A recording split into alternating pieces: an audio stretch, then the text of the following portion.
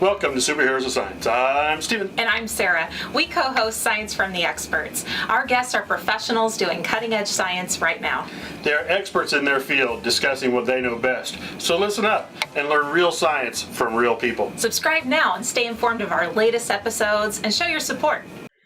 Joining us today for Superheroes of Science, we're pleased to welcome Farhan Shaikh. Farhan is the VP for Data and Digital Solutions at Jacobs.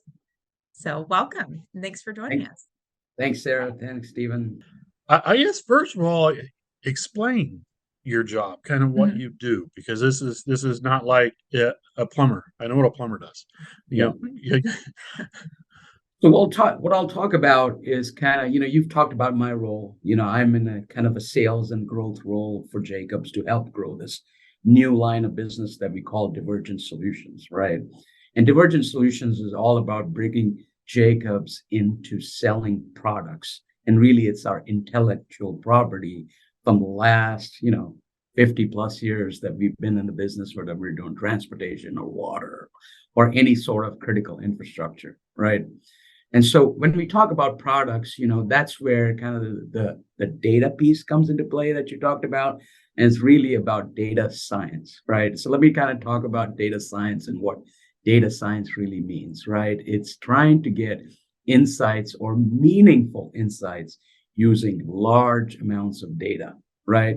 And you're talking about big data that's been captured over the last 15, 20 years at 15-minute intervals. So you can imagine how much data that is, right? And trying to use that data set to make insights and help our clients predict conditions so that they can run their assets better and optimize the use of their assets so that they save money and give better value to the customers, right? And that's what we're in the business to do. We have the background in the engineering expertise, and now what we're doing is bringing the data science piece for all of this data that's collected to help do predictive analytics, artificial intelligence, data science. So what kind of data? I mean, Jacobs, it's engineering place. I mean, they design stuff all over the world. What kind of data are you collecting that's a part of these? So let's start with the 1R products, right? So we'll give you an example in the transportation space, right? With a product that we have called Streetlight Data, right? So it's a product that has streetlight data. Now you say, what is streetlight data, right? Yeah. The streetlight data is in the business of collecting data for transportation clients. Now you say, what kind of data? So we're talking about all the data pings that go out of connected vehicles, right? So whether if you have OnStar, there's some data that's being collected somewhere. If you have a cell phone, and if you say allow them to use your location systems or your navigation systems, there's data being collected on that aspect where it says, hey, Stephen got in a car at his home and he went to work today. Or today, Stephen went to the hospital, right? I mean, it's not identifying you as Stephen, but it's identifying a trip that is a person made from X to Y, right? So you can imagine how many cell phones we have. You can imagine how many connected vehicles we have in North America, I'd say. And then also the DOTs, which are the state Department of Transportation, usually have sensors on the ground or somewhere on the highway networks that is also collecting data. So now we're taking all of that data, processing it with our algorithms, and using that to do predictive analytics on when it would be good time to do construction on a street. Oh, wow. Make sense? Yes. Yeah. Yeah. So we can basically tell on a given Saturday on this road or highway what are the speeds. We can predict that, and we can easily tell our clients that don't close a lane on Friday afternoon, right? I mean, there's science behind it, right? And so that's what we're using. There's also other uses of this data, like pedestrian walking zones, bicycling zones, things like that. And a lot of this data is used to plan for where we need better pedestrian infrastructure, better bicycle infrastructure. So you can imagine all sorts of different scenarios that this data can be used for. And that is what our platform provides, is the engine to do those type of analytics. Okay. That is an immense amount of data. I mean, that's hard to even begin to imagine. And especially for the time frame that you said, where do you begin? I guess, I don't even know if we talk about storage of that, or where do you even begin like digging into to start getting meaningful data from Yeah, that's all of more that? than a terabyte. Yeah. I mean, this is where, if you've watched the news, you've heard about Chat GPT and all of these AI platforms that are coming in, right?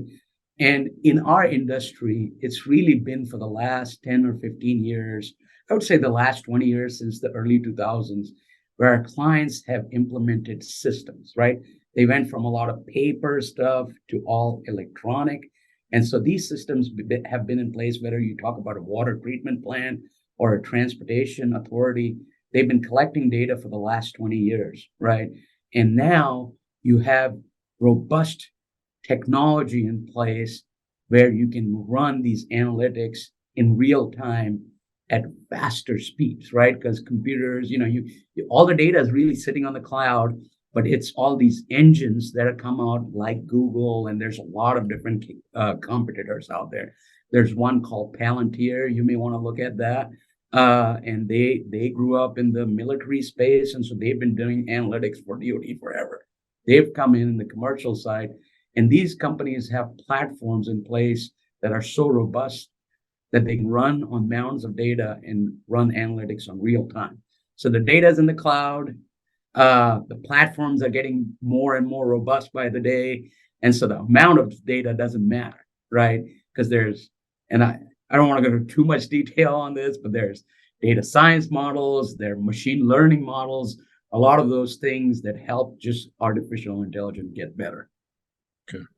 Now, what Jacobs is selling and marketing, is it just the data sets, or is it actually like the AI that's telling you where to build those sidewalks and stuff like that? Both, right? Okay. So our Streetlight platform is the basic platform, will just give you access to the data, right? And some analytics. But then the real kind of secret sauce is when you use that platform and then bring experts like people like the engineers at Jacobs that have the subject matter expertise going back the last 20 years, that can run real analytics on top of those data sets to give our clients the solutions they need. Mhm. Right. And that's why we're trying to position ourselves as the best of both worlds, where we are kind of keeping pace with the industry in all of these analytics. But then, we've always got this background in infrastructure, so we can make sense of those, and we can actually develop the algorithms that run those analytics, right? You see what I'm saying? Yes. Yeah. So data science as a field, is it, well, I mean, obviously everything's changing, but what ways is the field of data science changing right now? So the one thing I'll tell you that's changing right now is there are actually jobs available for data scientists, which did not exist, I would say, or maybe it was called something else Uh-huh. years ago. But we are currently advertising the need for a data scientist. You could go to Amazon, you could go to Accenture. They have recs open for the need of data scientists. Because again, you need somebody that can come in, have both the data querying expertise and some subject matter expertise to get creative insights outside of the data, right? Because any machine learning or AI model starts with a data science model. And what the data science model really does is gives you every scenario that can occur. And then the AI kind of learns based on that, right? Because AI is always, think of AI as a little child, right? And when you first develop a data science model, it's kind of in kindergarten, right? And through the data science model, we've got to graduate it to high school and into college. And it learns and learns and gets better with that, right? But it's the data science models that help it get there. I like that. I like that. It's so if someone, all right, let's say I was a little bit younger than I am now, and I was looking for a career, and I wanted to go in, and let's say I was even targeting Jake. So like, I know they hire data scientists. I want to be that person. I want to work for a big international engineering place and be able to be a part of these big projects. What kind of background do I need to study to obtain that I would be marketable to a company as large as yours? Yeah.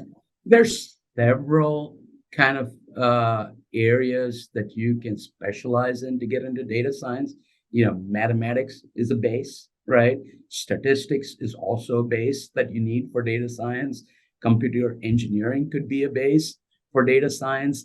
And then there could be some specialization around biomechanical engineering, process engineering, data visualization, but a base strong background in mathematics, statistics, pre-cal that kind of helps you push forward into these more specialized fields is what I think we should start with. Okay.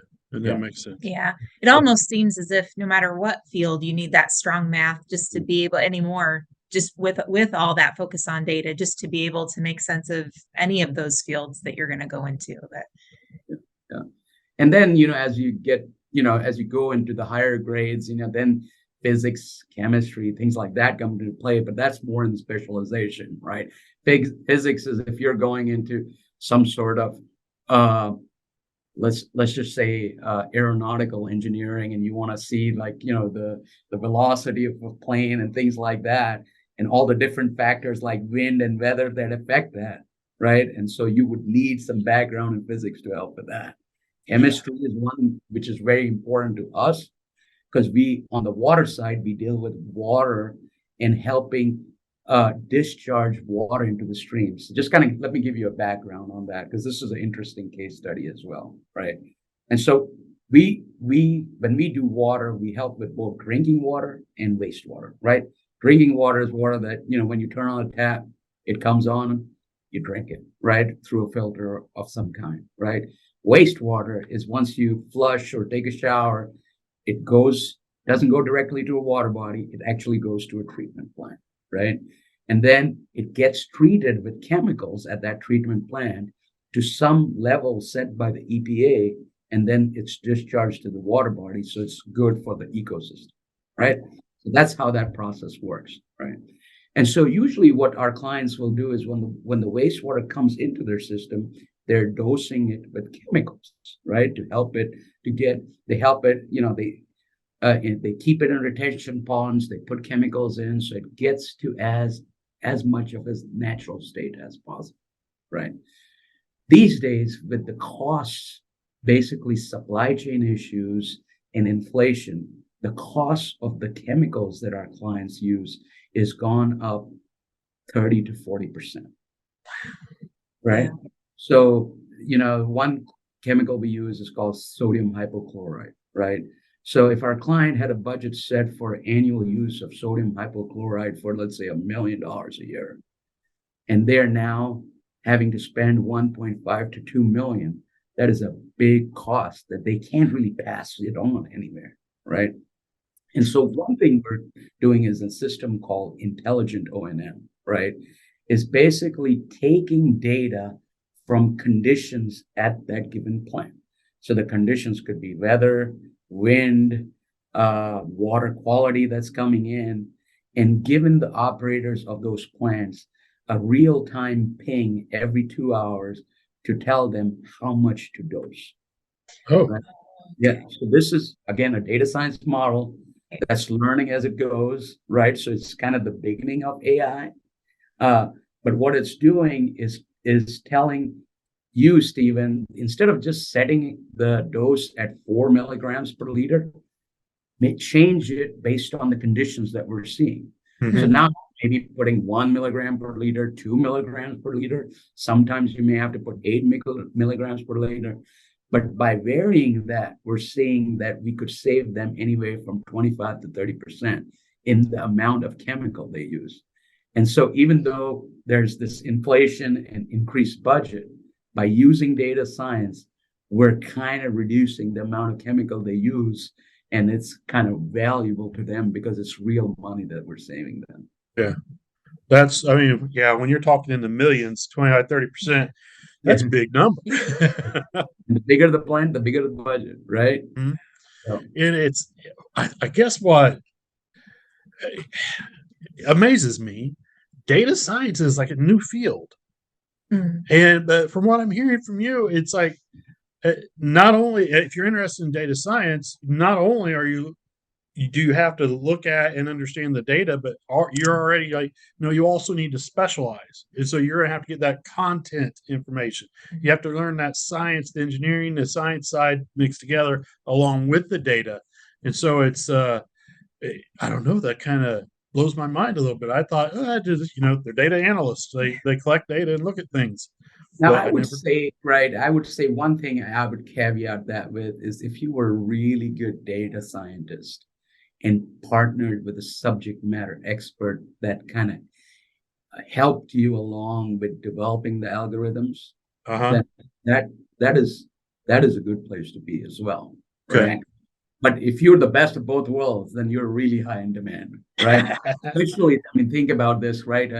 Let's look at some uses of artificial intelligence in our daily lives, right? Google, you go in and type in superheroes of science, and I'm going to get some examples out of that, right? Yep. Yeah. And some of those examples are customized to me. If you enter the same thing, you may get something very different than what I'm getting, right? Yeah. And that is artificial intelligence at some level, right?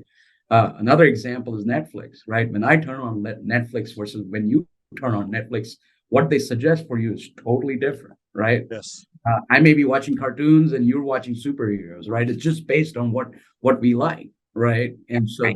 that's a portion of artificial intelligence. And the last thing is video games, right? As video games continue to get more and more advanced, when you're on a mission in a video game, the computer is acting very differently based on the moves you're doing, right? And so who's teaching that algorithm is very different as well. So, I mean, we're kind of scratching the surface of this. And that's why you're beginning to see a lot of kind of, there's some concern about artificial intelligence taking over like Skynet, right? I mean, Yeah. Mhm. if you, there's some concerns, but there's also a lot of value in this. I want to kind of talk about one thing since I mentioned Skynet, right? Which is interesting, which is a system that's self-aware that would make the change on the fly for you, right? One thing we are doing is we're air gapping our system. So this is a good concept to understand, is so that when we ping something, we're not making a direct change. Mhm. We're still letting the operator make the change. So that way, if there's something going on the plant side that we're not seeing, the operator will supersede that, right? And that process is called air gapping. So there's still some human judgment being used before, we let the systems loose by themselves. I'm glad That's someone okay. is. I know. It's a good, I've seen all those movies. right. But that's, I mean, yeah, that's a concern. That's what everybody talks about, and I mean, it amazes me how well they learn our behaviors.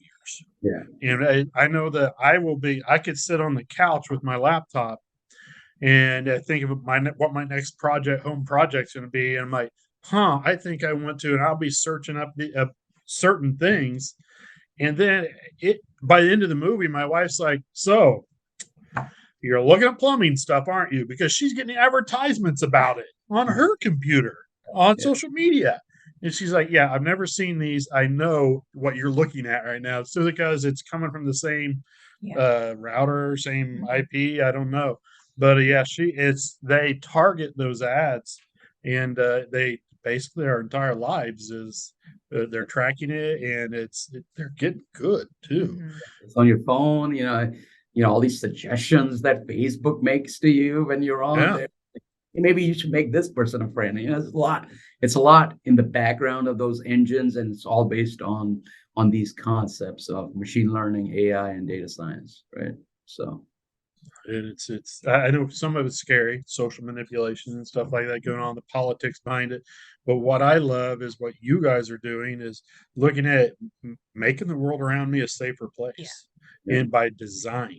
Yes. Because I know there's more than once. It's like I live 30 miles away from campus, and we have had literally every major thoroughway under construction and shut down.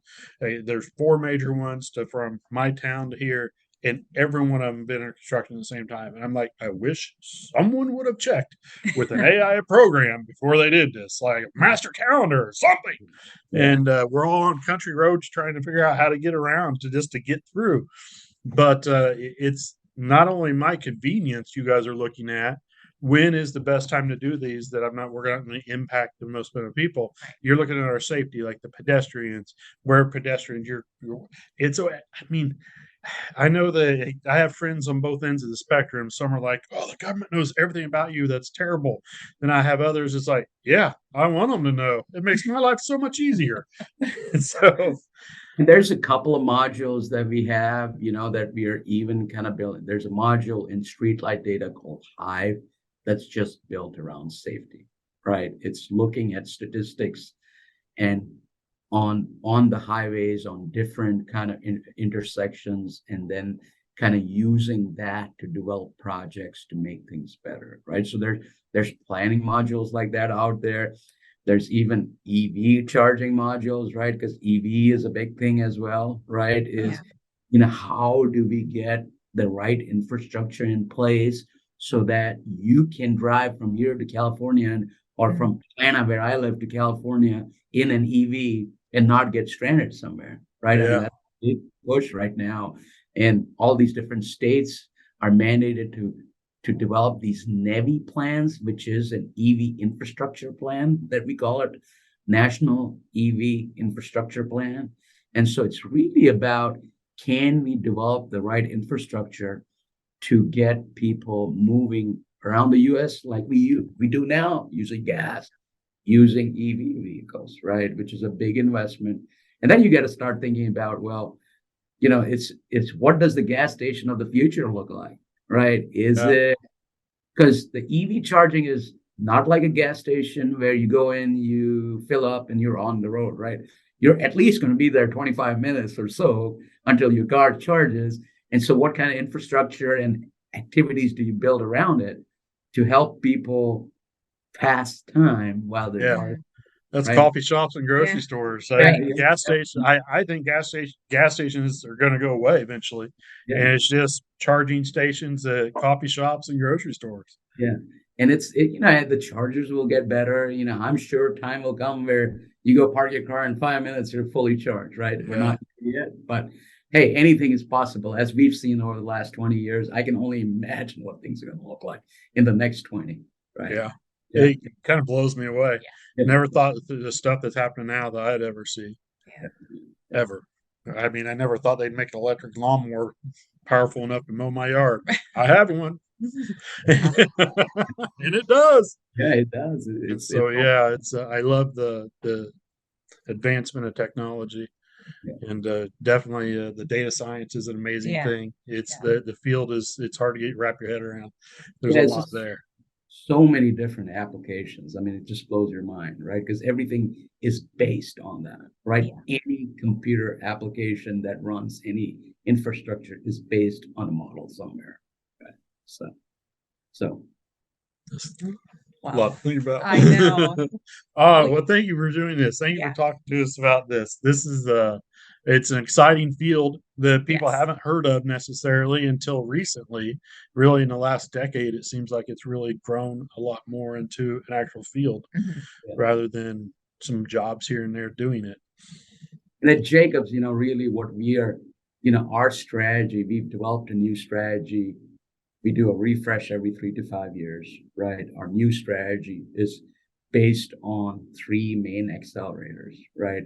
One is resiliency, just because of climate change and some issues, you have to have resilient infrastructure, right? And the second one is on data and digital, which is kind of what I'm focusing on, because we see this being the future, right?